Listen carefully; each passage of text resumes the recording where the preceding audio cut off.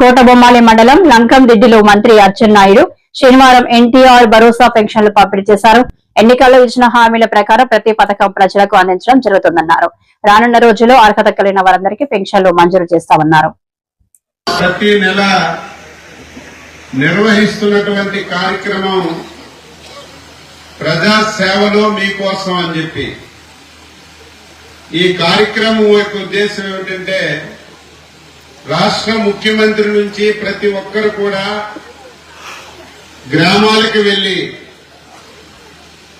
ఏదైతే ప్రభుత్వం ప్రతి నెల 64 లక్షల మందికి 2,500 కోట్ల రూపాయలు పింఛన్లు ఇస్తున్నామో అవన్నీ గ్రామానికి వెళ్లి ఇంటింటికి వెళ్లి పంపిణీ చేయాలనే ఉద్దేశంతోనే ఈ కార్యక్రమం పెట్టాం. దీంతో పాటుగా గ్రామంలో ఒక సభ పెట్టి ఇంతవరకు ప్రభుత్వం ఏ కార్యక్రమాలు గ్రామానికి చేసింది, ఇంకా మీ గ్రామాల్లో ఏవైనా సరే సమస్యలుంటే తెలుసుకొని అవి కూడా పరిష్కరించాలనే ఉద్దేశంతోనే ఈ కార్యక్రమాన్ని ఈరోజు లకందిడ్డి గ్రామంలో మనందరం కలిసి ఏర్పాటు చేసుకుని ఇక్కడ సమావేశమయ్యాం. ఈ కార్యక్రమంలో పాల్గొన్నటువంటి ప్రజాప్రతినిధులు, అధికారులు, గ్రామ పెద్దలు, సోదరీమణులు, పాత్రికేయ మిత్రులందరికీ ఈ ప్రాంగణంలో ఉన్న ప్రతి ఒక్కరికి పేరు పేరున హృదయపూర్వకమైనటువంటి నమస్కారాలు, అభినందనలు, శుభాభినందనలు మీ అందరికీ తెలియజేస్తున్నాను. మీ అందరి అభిమానంతో, మీ అందరి ప్రేమతో మొన్న జరిగినటువంటి ఎన్నికల్లో ఎన్డీఏ ప్రభుత్వం తెలుగుదేశం, జనసేన, బీజేపీ కలిసి పోటీ చేశాయి. ఈ ఎన్డీఏ ప్రభుత్వాన్ని ఏర్పాటు చేస్తే మా కష్టాలు, మా బాధలు తీరుతాయని, మా సమస్యలు పరిష్కరిస్తారని ఒక అచంచలమైన విశ్వాసంతో మీరందరూ ఎన్డీఏ ప్రభుత్వాన్ని ఎన్నుకున్నారు. ప్రభుత్వాన్ని ఏర్పాటు చేసి దాదాపుగా 20 మాసాలు పూర్తయింది. ఏదైనా ఒక ప్రభుత్వం కొత్తగా ఏర్పడితే సమస్యలుండవు. గత ప్రభుత్వం చేసిన కార్యక్రమాలు కొనసాగించడం, ఎలక్షన్లలో ప్రభుత్వం ఇచ్చిన హామీలు నెరవేర్చడం, ఏవైనా కొత్త కార్యక్రమాలుంటే చేసుకుంటూ ముందుకెళ్లడం ఏ ప్రభుత్వానికైనా సరే నిరంతరం జరిగినటువంటి ప్రక్రియ. కానీ గతంలో పరిపాలించినటువంటి పాలకులు వాళ్ళ పేరు చెప్పడానికి కూడా నాకు ఇష్టం ఉండదు. 5 సంవత్సరాలు ఈ రాష్ట్రాన్ని పరిపాలన చేసి ఆంధ్రప్రదేశ్ రాష్ట్రాన్ని పూర్తిగా చిన్నాభిన్నం చేశారు. చిన్నాభిన్నం అంటే మీకు తెలియకపోవచ్చు. ఈ రాష్ట్రాన్ని పూర్తిగా ఆర్థికంగా చాలా అప్పుల్లోకి తీసుకెళ్లారు. ఏవైతే వ్యవస్థలు ఉన్నాయో వ్యవస్థలన్నీ పూర్తిగా కుప్పకూల్చేశారు. ఆంధ్ర రాష్ట్రంలో 5 సంవత్సరాల్లో భూతద్దం పెట్టి ఎదిగినా సరే ఎక్కడ ఒక అభివృద్ధి కార్యక్రమం, ఎక్కడ ఒక పనికొచ్చిన పని 5 సంవత్సరాల్లో చెయ్యకుండా ఈ రాష్ట్రాన్ని ఏ విధంగా నడిపించారో నాకంటే విఘ్నులైనటువంటి మీ అందరికీ తెలుసు. మేమైతే అధికారంలోకి వచ్చాం, రాష్ట్రంలో ప్రభుత్వాన్ని ఏర్పాటు చేశాం. ఒక పక్క ఆనందం, ఒక పక్క భయం. ఎందుకు ఆనందం అంటే ఈ దేశంలో ఎప్పుడు ఎవరికీ ఇవ్వనటువంటి మెజారిటీని ఈ రాష్ట్రంలో ఇచ్చారు. మెజారిటీ అంటే ఆషామాషి కాదు, 164 మంది ఎమ్మెల్యేలను గెలిపించారు. ఆంధ్రప్రదేశ్ రాష్ట్రంలో ఇంత భారీ స్థాయిలో ఎప్పుడు ప్రజలు గౌరవించలేదు. గౌరవించారని ఆనందం ఒకవైపు అయితే, ఎన్నికల్లో ఇచ్చిన హామీలు, గత ప్రభుత్వం చేసినటువంటి తప్పులు మనం సరిచేసి మళ్లీ ఈ రాష్ట్రాన్ని గాడిలో పెట్టగలమని చెప్పి భయంతో పాలన ప్రారంభించామని ఈ సందర్భంగా మీ అందరికీ తెలియజేస్తున్నాను.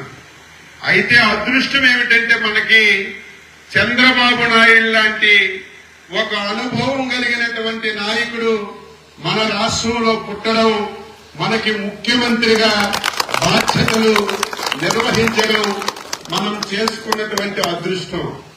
దీనికి తోడు 22 మంది ఎంపీలని మనం గెలిపించాం. దేశంలో ఎన్డీఏ ప్రభుత్వం ఏర్పడింది. ఒక బండికి ఒక చక్రం ఉంటే ఏ విధంగా నడుస్తుందో మీకు తెలుసు. అదే బండికి 2 చక్రాలుంటే ఎంత స్పీడ్గా నడుస్తుందో మీకు తెలుసు. మనకి తోడుగా కేంద్రంలో ఎన్డీఏ ప్రభుత్వం ఏర్పడడం, 22 మంది పార్లమెంటు సభ్యులు మన రాష్ట్రం నుంచి గెలిపించడం, మన రాష్ట్రం చంద్రబాబు నాయుడు గారి యొక్క పరపతి ఢిల్లీలో కూడా పెరిగింది. కాబట్టే ఈ 20 మాసాలు కేంద్ర ప్రభుత్వం కూడా మనకి సహకరిస్తుంది. కాబట్టే 20 మాసాలు అనుకున్నంత విధంగా సంక్షేమాన్ని, అభివృద్ధిని ముందుకు తీసుకెళ్లామని ధైర్యంగా నేను మీ అందరికీ తెలియజేస్తున్నాను. మీ అందరికీ తెలుసు, గతంలో ప్రభుత్వం మాట్లాడితే నేను బటన్ నొక్కి డబ్బులు ఇస్తున్నానని చెప్పి వాలంటీర్లు పెట్టాను. తెల్లవారిసరికే మీ ఇంటికి పింఛన్లు తెచ్చిస్తున్నాం. రేపు చంద్రబాబు నాయుడు గెలిస్తే ఈ పథకాలన్నీ ఉండవు, వాలంటీర్లు ఉండరు. మీరందరూ సచివాలయంకో ఇంకెక్కడికో వెళ్లి ఎండలో నిలబడి పింఛన్లు తెచ్చుకోవాలి, పథకాలు ఇవ్వాలని చాలా వరకు మీకు ఇంటింటికి వచ్చి ఆ రోజు వాలంటీర్లందరూ కూడా చెప్పారు. కొంతమంది నమ్మారు, కొంతమంది నమ్మలేదు. ఆ రోజు కూడా నేను ఎన్నికల్లో వచ్చాను, రాత్రి అయింది. ఇక్కడే నా చైతన్య రథం మీద మీ అందరికీ ప్రసంగంలో నేను మాటిచ్చాను. మీ అందరి అభిమానంతో మళ్లీ ప్రభుత్వం వస్తే ఇప్పుడున్నటువంటి ప్రభుత్వం కంటే ఎక్కువగా సంక్షేమ పథకాలు ఇస్తాం. గతంలో మీ ఇంటికి తెచ్చేదానికంటే ఒక అరగంట ముందే మీ ఇంటికి పథకాలు అందిస్తామని నేను మైకులో మీ అందరికీ చెప్పాను. కొంతమంది గుసగుసలాడారు, కొంతమంది చెవుల్లో చెప్పుకున్నారు. ఇదేదో అచ్చెన్నాయుడు వచ్చాడు, ఎన్నికల్లో ఓట్ల గురించి చెప్తున్నాడు, ఇది ఎవరికి సాధ్యమని చెప్పి. సాధ్యపడింది. మీరు గాని నేను గాని ఎవరూ ఊహించని విధంగా ఎన్నికల్లో ఇచ్చినటువంటి హామీలన్నీ కూడా 20 మాసాల్లో నెరవేరుస్తూ ఇంకా చేయవలసిన కార్యక్రమాలకి ఒక ప్రణాళిక వేసుకుని రాష్ట్ర ప్రభుత్వం ముందుకెళ్తుంది. ఇచ్చిన మాట ప్రకారం 3,000 రూపాయలు పింఛన్ ఉండేది. పింఛన్ గురించి మాట్లాడితే మొదట గుర్తు పెట్టుకోవాల్సింది విశ్వవిఖ్యాత నట సార్వభౌముడు నందమూరి తారక రామారావు గారు, తరువాత చంద్రబాబు నాయుడు గారు. ఈ రోజు మీకు 4,000 పింఛన్ వస్తుంది. ఈ 4,000 పింఛన్లో రాజశేఖర్ రెడ్డి ఇచ్చినటువంటి 125 రూపాయలు, జగన్మోహన్ రెడ్డి ఇచ్చినటువంటి 1000 రూపాయలు, అంటే 1,125 రూపాయలు మిగతా వాళ్ళు ఇస్తే 4,000లో మిగతా డబ్బంతా ఎన్టీఆర్, చంద్రబాబు నాయుడు ఇచ్చిన విషయం మీరందరూ ఒక్కసారి గుర్తు చేసుకోవాలి. 30 రూపాయల పెన్షన్ ఎన్టీ రామారావు పెట్టాడు. దాన్ని 70 రూపాయలు చంద్రబాబు నాయుడు చేశాడు. దానికి రాజశేఖర్ రెడ్డి 200 చేసి 2,000 సార్లు చెప్పాడు, నేను 200 ఇస్తున్నాను, ఈ రాష్ట్రంలో దేశంలో ఎవ్వరూ ఇవ్వలేదని ప్రతి ఒక్కరికి చెప్పి 2 సార్లు అధికారంలోకి వచ్చారు. మనం ఎన్నికల్లో మాటిచ్చాం, 2,000 పెన్షన్ 1,000 రూపాయలు చేస్తామని. 200ది ఇచ్చిన మాట ప్రకారం మొదటగా 200 పెన్షన్ 1,000 రూపాయలు చేశాం. మళ్లీ మనం అడగకుండే 1,000 రూపాయలు 2,000 చేశాం.